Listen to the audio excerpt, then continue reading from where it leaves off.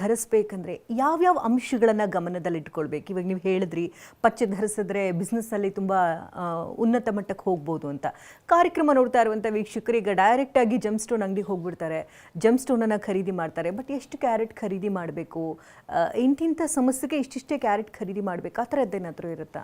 ನೋಡಿ, ಎಷ್ಟೋ ಎಪಿಸೋಡ್ನಲ್ಲಿ ಹೇಳ್ತಾ ಇದ್ದೀನಿ, ನೀವು ವೇಟ್ ಪ್ರಕಾರ, ನಿಮ್ಮ ಬಾಡಿ ವೇಟ್ ಪ್ರಕಾರ ನೀವು ಜೆಮ್ಸ್ಟೋನ್ ವೇರ್ ಮಾಡ್ಬೋದು, ಅಥವಾ ಏಜ್ ಪ್ರಕಾರ ನೀವು ಕೂಡ ಜೆಮ್ಸ್ಟೋನ್ ವೇರ್ ಮಾಡ್ಬೋದು, ಅಥವಾ ನಿಮ್ಮ ಜಾತಕ ಪ್ರಕಾರ ನೋಡ್ಕೊಂಡು ಉಚ್ಚ ಸ್ಥಾನ ಇದೆ ನೀಚ ಸ್ಥಾನ ವೇರ್ ಮಾಡ್ಬೋದು.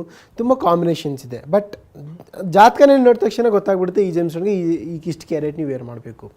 ಮೇಜರ್ಲಿ ನೀವು ನೋಡಬೇಕಂದ್ರೆ ಜೆಂಟ್ಸ್ಗೆ 4+ ಕ್ಯಾರೆಟ್ ವೇರ್ ಮಾಡ್ಬೋದು, ಲೇಡೀಸ್ಗೆ ಮಿನಿಮಮ್ ಅಂದ್ರೂ ಕೂಡ 3 ಕ್ಯಾರೆಟ್ ಜೆಮ್ಸ್ಟೋನ್ ವೇರ್ ಮಾಡ್ಬೋದು. ಈಗ ನೀವು ಎಮರಾಲ್ಡನ್ನು ತಂದು ಬಿಸ್ನೆಸ್ ಮಾಡುವಂಥ ಸ್ಥಳದಲ್ಲಿಟ್ಟರೆ ತುಂಬ ಉತ್ತಮ ಅಂತ ಹೇಳ್ತಿದ್ರಿ. ಅಲ್ಲಿ ಎಷ್ಟು ಕ್ಯಾರೆಟ್ ಇಡಬೇಕಾಗುತ್ತೆ? ನೋಡಿ, ಎಷ್ಟು ಕ್ಯಾರೆಟ್ ಅಂದರೆ ರಾ ಎಮ್ರಾಲ್ಡ್ ಜೆಮ್ಸ್ಟೋನ್ ತುಂಬ ಹೆಲ್ಪ್ಫುಲ್ ಆಗುತ್ತೆ. ಬಿಸ್ನೆಸ್ನಲ್ಲಿ ಇಡಬೇಕಂದ್ರೆ ರಾ ಎಮ್ರಾಲ್ಡ್ ಜೆಮ್ಸ್ಟೋನ್ ತುಂಬಾ ಎಫೆಕ್ಟಿವ್ ಆಗಿರುತ್ತೆ.